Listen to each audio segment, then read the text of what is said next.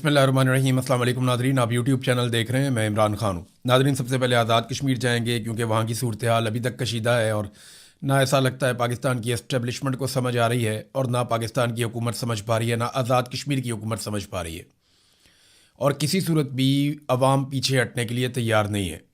शौकत नवाज़ मीर साहब की गिरफ़्तारी के बाद अभी काफ़ी वक्त गुजर गया, लेकिन इसके बावजूद अभी तक उन्हें किसी भी अदालत में पेश नहीं किया गया। अब कानून तो ये कहता है कि जब आप किसी को गिरफ्तार कर लेते हैं तो आप उसको फौरी तौर पे अदालत में पेश करते हैं। तो जब कानून नाफिज करने वाले खुद कानून की धज्जियां उड़ा रहे हों तो फिर लोगों से आप क्या तवक्को कर सकते हैं। इक़्तिदार की हवस में ताकत के नशे से चूर चंद किरदार पाकिस्तान की शारक से खेल रहे हैं और इन्हें आइडिया भी नहीं है कि इनका खेला हुआ ये खेल कल पाकिस्तानियों को कितना भारी पड़ेगा। यानी कल आपको पछताना पड़ेगा, उसके अलावा आपके पास कोई रास्ता नहीं होगा। हमेशा हमारे साथ ऐसा ही नतीजा हुआ। एक जर्नैल था, उसने अपने वक्ती फ़ायदे के लिए बांग्लादेश में तजर्बा किया, नतीजा पूरे पाकिस्तान ने, सारे पाकिस्तानियों ने भुगता। एक दूसरा जर्नैल था, उसने अपने वक्ती फ़ायदे के लिए अफ़गानिस्तान में जहाज़ शुरू करवाया, नतीजा पूरा मुल्क आज तक भुगत रहा है। वही जर्नैल था जिसने मुस्लिम लीग नून और MQM की बुनियाद डाली, उन्हें बनाया, उसका नतीजा भी पूरे पाकिस्तान ने भुगता और बार बार भुगत रहा है।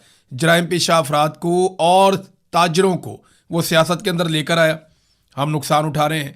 एक और जर्नैल था, उसने अपने वक्ती मफाद और ज़ाती अना के चक्कर में अकबर बुगटी को शहीद कर दिया और बलूचिस्तान में वो चिंगारी उसने भड़काई जो अभी तक एक बहुत बड़ी आग में बदल चुकी है। पाकिस्तान को अमेरिका की जंग में धकेल दिया और 80,000 लाशें हमने उठाई हैं। ये एक जर्नैल ने सिर्फ अपने इक़्तिदार के लिए किया था। एक और जर्नैल आया जिसने अपनी एक्सटेंशन के चक्कर में पाकिस्तान में रिजीम चेंज ऑपरेशन किया और पाकिस्तान का भट्टा ही बैठ गया। अभी तक पाकिस्तान उस गर्दाब से नहीं निकल पा रहा, मामला नहीं संभल रहे और इस वक्त फिर एक मरतबा वही तजर्बा कश्मीर में किया जा रहा है। नफरत का बीज बोने वाला तो चला जाएगा, लेकिन ये फसल पाकिस्तानियों को काटनी पड़ेगी और कौम इस आग में झुलसती रहेगी, जैसे हमारे साथ पिछले 70 साल से हो रहा है। तो किसी को भी समझ नहीं आ रही, कोई होश के नाखून नहीं ले रहा, कोई ये मानने को तैयार नहीं है कि लोगों के भी कोई हुकूक होते हैं। बस बंद कमरों में फैसले करेंगे, हम चीज़ें मुसल्लत करेंगे, हम जो कहेंगे पाकिस्तान वैसे ही चलेगा क्योंकि हम आसमान से उतर कर आए हैं, हमारा दिमाग शायद ज़्यादा काम करता है और अवाम कीड़े मकोड़े, उन्हें कुछ समझ नहीं आ रहा। अब कश्मीर के अंदर नादरीन सूरत हाल यहाँ तक नफरत की पहुँच गई है कि बाग जो कश्मीर का इलाका है, इसके जो जनूबी देहात हैं उनकी मसाजिद में ऐलानात हो रहे हैं। बाकायदा ये सोशल मीडिया पर रिपोर्ट भी हुआ, हमने देखा भी कि वहाँ मसाजिद के अंदर ऐलान करवाए गए कि नून लीग और पीपल्स पार्टी के जो उम्मीदवार हैं या उनके जो लोग हैं वो हमारे इलाके का रुख ना करें वोट मांगने के लिए, मेहरबानी करके। अब इस लेवल तक नफरत को फैलाया गया है। लोग ये चाहते ही नहीं है कि वहाँ पे कोई वोट मांगने आए। तो पाकिस्तान तहरीक इंसाफ के अंदर भी एक डिबेट चल रही है, एक बहस चल रही है कि पाकिस्तान तहरीक इंसाफ को ये इलेक्शन आज़ाद कश्मीर का लड़ना चाहिए या नहीं लड़ना चाहिए। लेकिन ये फैसला तो पाकिस्तान तहरीक इंसाफ ने खुद करना है या तहरीक इंसाफ के लोगों ने करना है। सोशल मीडिया पे पाकिस्तान तहरीक इंसाफ के लोग अपनी अपनी राय दे रहे हैं, लेकिन चंद चीज़ें हैं जो मैं आपके सामने रख देता हूं जो रिकॉर्ड का हिस्सा थी और वो रहेंगी। नंबर 1, पाकिस्तान तहरीक इंसाफ को एस्टेब्लिशमेंट कभी भी आज़ाद कश्मीर में हुकूमत नहीं बनाने देगी। अभी आपने देख लिया कि उनको बल्ले का निशान मिला और फौरी तौर पे सुप्रीम कोर्ट ने उनसे बल्ले का निशान छीन लिया। आज के दिन में दोबारा वहां पे समाअत भी होनी है। लगता तो नहीं है कि बल्ले का निशान मिलेगा, लेकिन मिलेगा तो इन कंडीशंस के साथ मिलेगा कि आज़ाद कश्मीर में पाकिस्तान तहरीक इंसाफ को हुकूमत नहीं दी जाएगी। नंबर 2, बल्ले का निशाना उनके पास फिर नहीं है। नंबर 3, इमरान खान पहले ये कह चुके हैं 2008 के इंतखाबात में, जब इमरान खान साहब ने बाइकआउट किया था आम इंतखाबात का, तो इमरान खान साहब ये बार बार उसके बाद कहते रहे कि उनकी ज़िंदगी में जो सियासी गलतियां हैं उनमें सबसे बड़ी गलतियों में से एक गलती ये थी कि उन्होंने 2008 के आम इंतखाबात का बाइकआउट किया था, जो उन्हें नहीं करना चाहिए था। नवाज शरीफ जिला वतनी में था, 2002 में पाकिस्तान में इंतखाबात हुए, लेकिन नून लीग ने इलेक्शन में हिस्सा लिया और पीपल्स पार्टी ने भी इलेक्शन में हिस्सा लिया। बदतरीन हालात रहे, डिक्टेटर्स रहे, लेकिन इसके बावजूद ये सियासी जमातें इलेक्शनों में हिस्सा लेती रहीं। अब मामला ये है कि इमरान खान साहब खुद ये कह चुके हैं कि 2008 में इंतखाबात ना लड़ना उनकी एक बहुत बड़ी सियासी गलती थी। नंबर 4, मुझे बेनज़ीर भुट्टो की एक बात याद आती है। बेनज़ीर भुट्टो जब जिंदा थी तो आखिरी दफ़ा वो लाहौर आई, तो वो जहाँ जहाँ गई बतौर रिपोर्टर में वहाँ साथ साथ जा रहा था। तो बेनज़ीर भुट्टो कुछ सियासतदानों के साथ बैठी हुई थी और वहाँ पे कुछ बहस चल रही थी और हम रिपोर्टर भी वो बातें सुन रहे थे। तो मुझे उनका एक जुमला याद है बेनज़ीर का, उन्होंने कहा था कि जहाँ भी पाकिस्तान में पीपल्स पार्टी का एक भी वोटर मौजूद होगा, हम उसे तीर का निशान जरूर देंगे। यानी उन्होंने कहा कि किसी जगह में अगर हमें सीट नहीं भी मिलती तो हमें अपना उम्मीदवार जरूर खड़ा करना है हर जगह पे इलेक्शन में, ताकि हमारा कोई एक भी सपोर्टर वहां पे है तो उसे बैलेट पेपर के ऊपर तीर का निशान मिले और उसके ऊपर वो ठप्पा लगाए। ये बेनजीर भुट्टो की सोच थी। इमरान खान से मुलाकात बिल्कुल बंद है, तो इस फैसले में इमरान खान साहब तो कुछ कर नहीं सकते। पांचवा नुक्ता ये है कि जाके इमरान खान से पूछेंगे जनाब हमने इलेक्शन लड़ना है या बाइकआउट करना है, तो वो इमरान खान साहब से अभी रब्ता हो नहीं रहा। नंबर 6 ये है कि अगर पाकिस्तान तहरीक इंसाफ ये इलेक्शन नहीं लड़ती तो आने वाली असेंबली में पाकिस्तान तहरीक इंसाफ का कोई किरदार नहीं होगा। यानी वहां पे जो ऐवान बनेगा, जो असेंबली बनेगी, उसमें तहरीक इंसाफ नहीं होगी, अपोजिशन होगी ही नहीं। नून लीग और पीपल्स पार्टी आपस में मिलकर ही हुकूमत और अपोजिशन बना लेंगे। मुस्लिम कॉन्फ्रेंस इनके साथ होगी, फजल रहमान साहब भी इनके साथ होंगे, तो ये खुद ही फैसला कर लेंगे किसी ने हुकूमत में बैठना है और किसने अपोजिशन में बैठना है। IPP इनके साथ शामिल हो जाती है, आपको पता है उनको भी सीटें सूटें आजकल दे दी जाती हैं एस्टेब्लिशमेंट की जानिब से, उनसे जो वादे किए गए हैं। तो मामला ये है कि असेंबली बिल्कुल खाली हो जाएगी तो उसमें अमली तौर पे अपोजिशन नहीं होगी अगर पाकिस्तान तहरीक इंसाफ बिल्कुल ही इस ऐवान के अंदर शामिल नहीं होती। दूसरी एक और बात है कि क्या पाकिस्तान तहरीक इंसाफ बाइकआउट करती है तो इससे एस्टेब्लिशमेंट को कोई फर्क पड़ेगा? तो इसमें एस्टेब्लिशमेंट को कोई फर्क नहीं पड़ेगा। हालांकि ये इलेक्शन लेजिटिमेट नहीं होंगे। अगर तहरीक इंसाफ बाइकआउट करके इस इलेक्शन से बाहर चली जाती है तो फर्क तो पड़ना चाहिए, लेकिन अमीर तौर पे एस्टेब्लिशमेंट इतनी ढीठ हो चुकी है कि उन्हें इससे फर्क ही नहीं पड़ेगा। वो बड़े आराम से आपस में ही खेल खूल के नूरा कुश्ती करके एक आधी हुकूमत बना के कठपुतली वो बिठा देंगे। तो अवाम की इलेक्शन में दिलचस्पी तो खत्म हो जाएगी बिल्कुल ही, जब पाकिस्तान तहरीक इंसाफ भी बाहर हो गई। इलेक्शन ही मुतनाज़ हो जाएगा। मगर जो मौजूदा मुसल्लत रजीम है या एस्टेब्लिशमेंट है उन्हें इससे कोई फ़र्क नहीं पड़ेगा, बिल्कुल कोई फ़र्क नहीं पड़ेगा।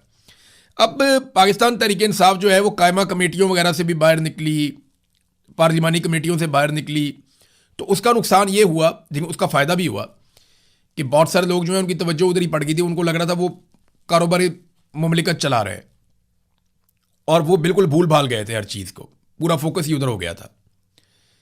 अब इमरान खान साहब ने तो हटाया था इसलिए कि तरफ पॉलिटिकल साइड पे आओ, लेकिन वहां अब हुकूमत जो भी कानून साजी करती है उसके बारे में पता ही नहीं चलता पाकिस्तान तहरीक इंसाफ को। वो जो भी अंदर खाते काम करते हैं पाकिस्तान तहरीक इंसाफ को उसकी समझ ही नहीं आती कि ये अंदर क्या हुआ है, और जब समझ आती है तब तक बहुत देर हो जाती है। अब जो चीज़ें अपोजिशन को निकालनी चाहिए थी वो मीडिया निकाल कर लाता है।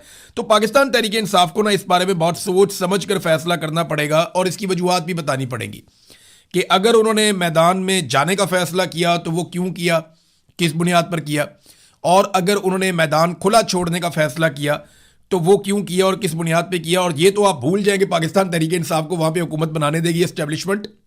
अभी तक तो ऐसा कोई इम्कान नहीं है कि फ्री एंड फेयर इलेक्शन वहां पे हो। आज़ाद कश्मीर में जो लोग हैं वो बहुत गुस्से में हैं, ख़ासतौर पे शौकत नवाज मीर की गिरफ्तारी के बाद। यहाँ ओवरसीज पाकिस्तानियों ने बड़े पैमाने पर एहतजाज की तैयारी कर ली है और वो एतवार के रोज़ एक बड़ा एहतजाज करने वाले हैं बरतानिया के शहर लंदन में। तो मुझसे जिन दोस्तों ने रब्ता किया उन्होंने कहा जी आप अपने प्रोग्राम में भी बताएं ताकि लोग बड़े पैमाने पर इस प्रोग्राम के अंदर शिरकत करें। तो अब उम्मीद ये है कि लंदन में बहुत बड़े पैमाने पर लोग आएंगे और एहतजाज करेंगे जो कुछ पाकिस्तान में किया जा रहा है आज़ाद कश्मीर में। ख़ास तौर पे देखें शौकत नवाज मीर साहब गिरफ्तार हुए, इससे पहले अहमद फरहाद साहब गिरफ्तार हुए हैं और भी कुछ लोग गिरफ्तार हुए। अहमद फरहाद साहब के बारे में कभी इतला आती है कभी नहीं आती, कुछ समझ नहीं आ रही कि उनके साथ क्या किया जा रहा है।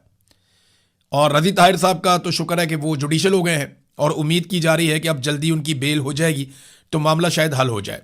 सरदार अमान कश्मीरी ने एक स्टेटमेंट दिया रावला कोर्ट के धरने में। उन्होंने कहा जी कि इंतखाबात का तरीक़ेकार अपनाओ, हमें यह हरगिज़ कबूल नहीं है कि 12 चोर उस पार से लाओ 12 चोर इस पार से लाओ और फिर हुकूमत बना लो। यानी वो ये कहते हैं 12 बंदे आप उधर से अपने जितवा लेते हैं, 12 सीटें आप यहाँ पे इधर उधर से करके पूरी कर लेते हैं और फिर अपनी हुकूमत आप बना लेते हैं। अवाम को वोट देने और अपने नुमाइंदे मुंतखब करने का हक दिया जाए। नून लीग का तरीके आज़ादी कश्मीर से क्या ताल्लुक है?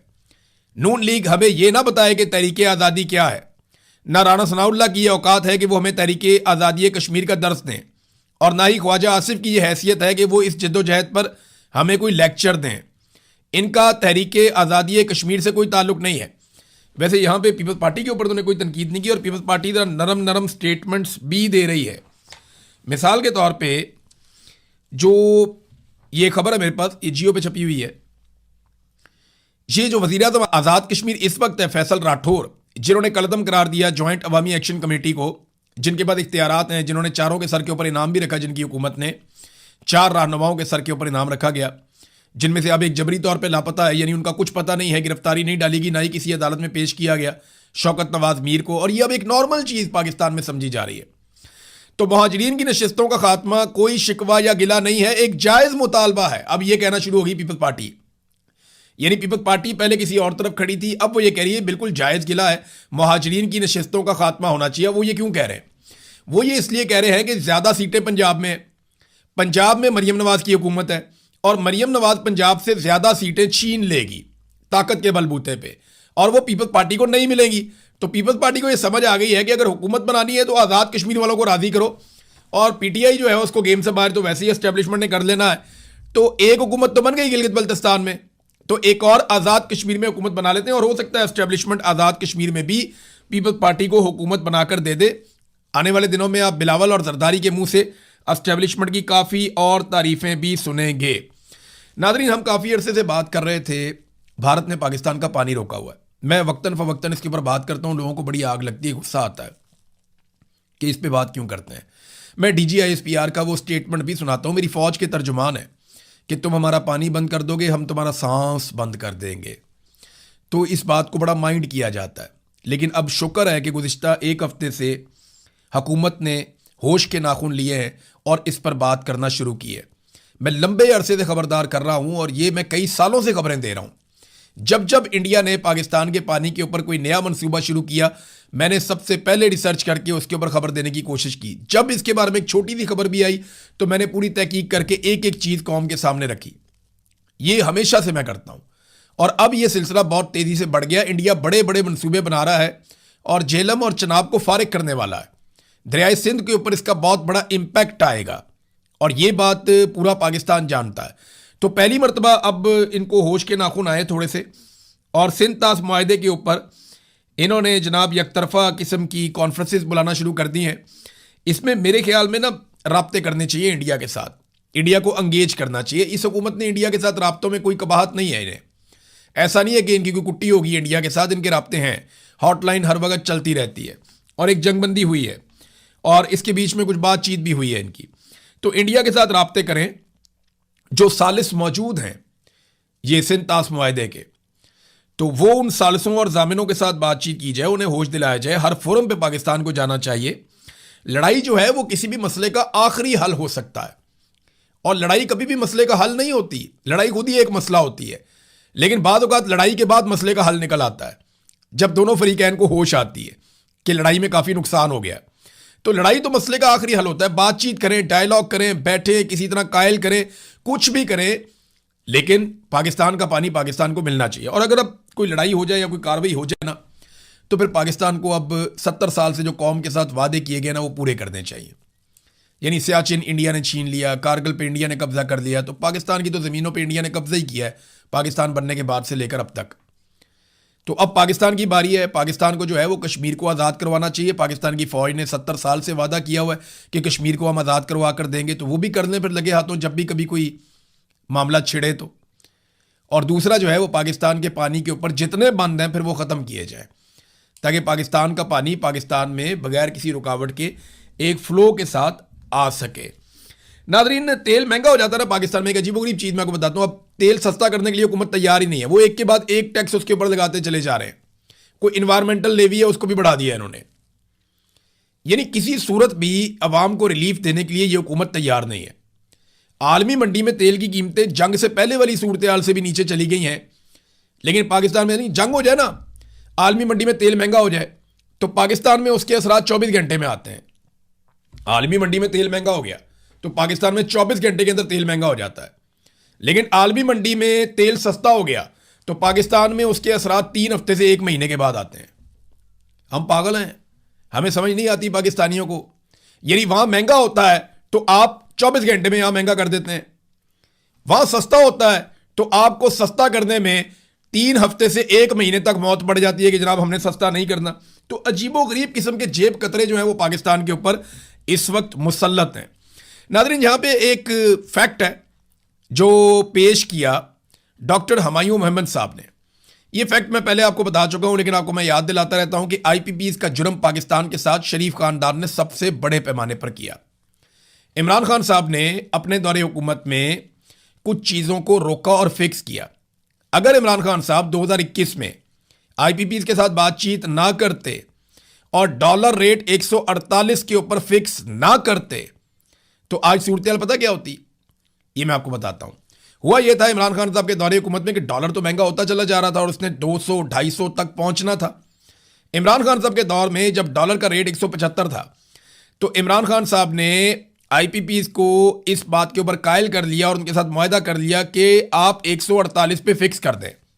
डॉलर चाहे 500 का भी हो तो आपको 148 के हिसाब से पेमेंट की जाएगी, क्योंकि नवाज शरीफ साहब ने तो डॉलर के रेट पे दिया था, उनको पता था 300 तक डॉलर जाएगा तो मुनाफा ही मुनाफा आईपीपीज का, कमीशन ही कमीशन, मौजें ही मौजें। लेकिन इमरान खान साहब ने उसको 148 पे फिक्स कर दिया और अब जब डॉलर ₹350 का या इससे ज्यादा कीमत का है, लगभग 300 रुपए के आस पहुंचा हुआ है, तो नतीजा पता क्या निकलना था। अगर इमरान खान साहब ये डॉलर रेट 148 पे फिक्स ना करते तो आज पाकिस्तान के ऊपर 2,500 अरब के बजाय 5,000 अरब चढ़ता हर मर्तबा और पाकिस्तानियों को ये पे करना पड़ता। तो अब भी जो है वो वफाकी वजीर पानी और बिजली ने खुद कहा कि जनाब हम जो बिजली इस्तेमाल करते हैं वो 1 यूनिट होती है और जो हम पैसे देते हैं वो 4 यूनिट के देते हैं। नादरीन, आपको बोर्ड ऑफ पीस याद होगा, साबिर शाकिर साहब इसको बोर्ड ऑफ नेतन कहते हैं, नेतन्याहू। तो बोर्ड ऑफ पीस जो बनाया गया था इसराइल की सपोर्ट के लिए अमेरिका की जानिब से, पाकिस्तान उसका हिस्सा बना, आपको अच्छी तरह याद होगा। अब वो मुतहरिक हो गया बहुत तेज़ी से और वो अपना काम शुरू कर चुका है।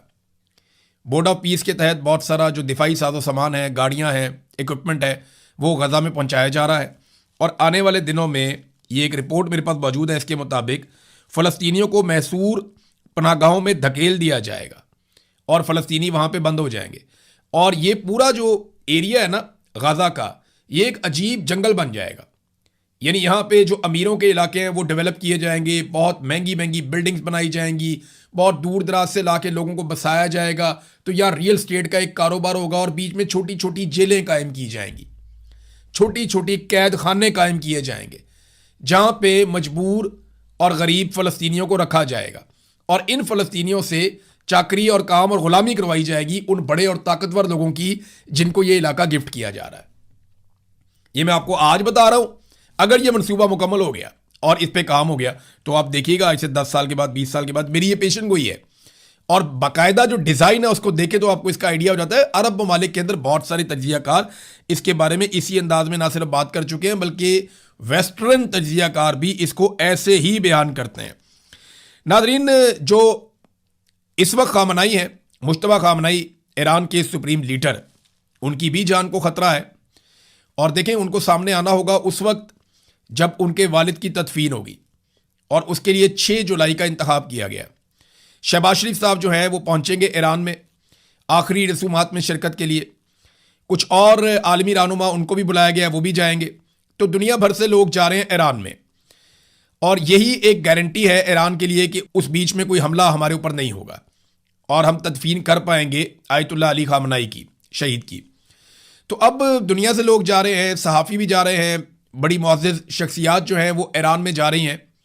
लेकिन इसके बावजूद इस बात का ख़तरा मौजूद है कि ट्रैक किया जाएगा, ट्रेस किया जाएगा मुश्तबा खामनाई को और उनके ऊपर मुस्तकबिल में अटैक किया जा सकता है।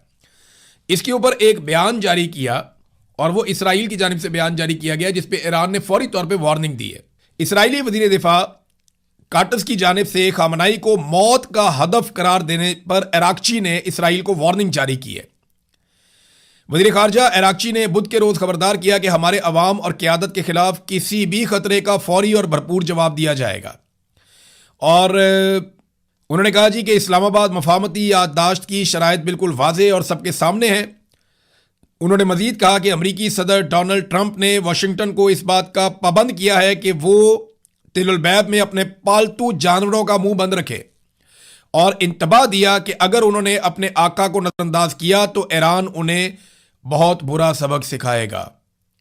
अब ये इसराइल ने कहा कि वो मौत का निशाना बन सकते हैं, मौत का हदफ हैं खामनाई, जबकि ईरान ये कह रहा है कि अगर ऐसा कुछ हुआ तो हम बहुत ताबड़तोड़ किस्म का जवाब देंगे। तो ये भी एक बड़ा चैलेंज है कि खैर आफियत के साथ ये तदफीन का अमल मुकम्मल हो जाए और उसके बाद कोई इस तरह की ट्रैकिंग और ट्रेसिंग ना हो जिसकी बुनियाद के ऊपर इसराइल मजीद कोई ख़तरा पैदा कर सके पूरे रीजन में।